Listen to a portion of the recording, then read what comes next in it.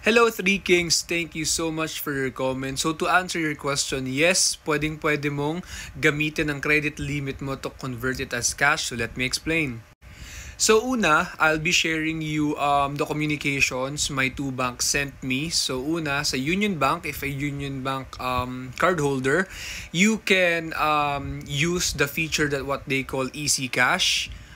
Easy Cash ba yun? Tama ba? Yes, Easy Cash sa Union Bank for you to make your credit limit turn into cash and transfer it to your bank account. Although, ang catch kasi using those kind of features is, teka, ang gulo ko.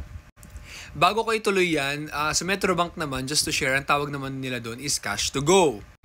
Pero, with all of those information, regardless of the bank's preference kung anong gusto nilang itawag doon, pwedeng-pwede mong gawin to, although it will be accumulating some like fee or meron silang konting patong for you to make your credit limit turn into cash. Wala namang masama gamitin tong feature na to, pero I would suggest na not to use it kasi syempre it's not really as good as cash na nasa deposit or checking account mo kasi meron pa rin siyang ipapatong na fee kahit maliit lang ito every time na sisingilin ka ng bangko sa statement mo. So I hope this helps, and if you already have the cash, just use your cash as it is, and yung Easy Cash ng Union Bank and Cash to Go ng Metro Bank naman, I would suggest, knock on the wood, huwag naman sana may mangyari masama, just use it in emergency cases. Pero kung ano naman, just use cash.